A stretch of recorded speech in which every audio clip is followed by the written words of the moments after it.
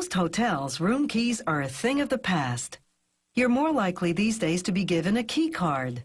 When you arrive at the door to your room, you swipe or insert it to unlock the handle and get in.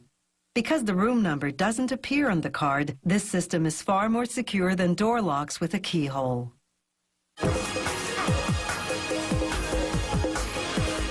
The metal case that houses the door lock's mechanical and electronic components is called the housing. To make it, they begin by melting zinc ingots. To melt zinc, you have to heat it to about 390 degrees Celsius.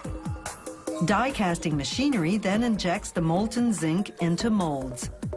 Between injections, sprayers coat the empty mold cavities with a release agent, the industrial equivalent of greasing a baking pan.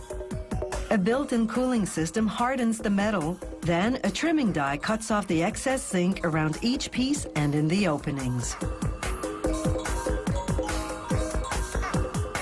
Meanwhile, the electronic circuit board, the brain of the lock, takes shape. They call this the pick-and-place machine. It picks up the 60-odd electronic components and places them in the right position on each board. This computer-guided machine installs 15,000 components per hour. Next, the boards undergo what's called wave soldering. A mix of molten lead and tin surges up from underneath, fusing the components in place and creating electrical bonds. Then both sides of each circuit board get a coat of silicone-based sealant. This protects the components against the elements. Back to the housings now. Workers lubricate them with grease, then apply what's called a sleeve bearing, a nylon bearing that enables the handle to turn smoothly. Next comes the drive tube, onto which the lever will be assembled on the other side. There are several clutch components that link the lever to the latch. Swipe the right card and they permit the latch to retract. After applying more lubricant, they install an override that enables the hotel to open the door with a key if, for some reason, the electronics malfunction. They install the circuit board and connect it to the various parts of controls, such as the clutch motor, which they install next. Now they close up the completed housing with a steel backplate. This protects the components inside from rusting. The last step is to insert a battery pack. It holds 3 standard AA batteries. The factory tests the lock using a test key card because the lock isn't yet programmed to work with a specific card. That's done after installation. Elsewhere in the factory, they assemble the mortise, the part of the lock that goes inside the door.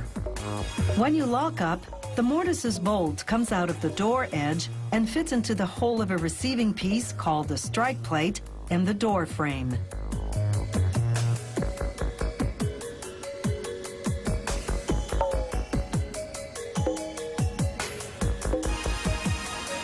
They close up the mortise with a back plate.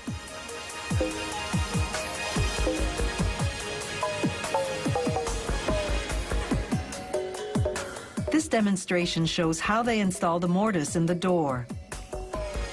Once it's in, they screw a decorative plate on top.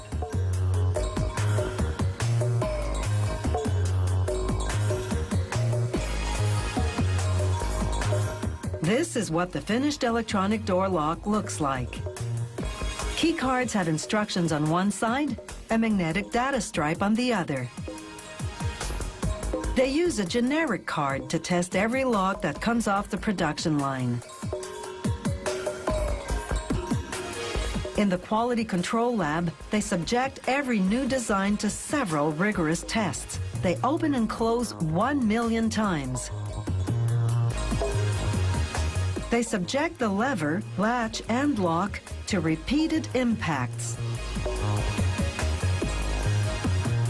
They also test lock function in extreme temperatures.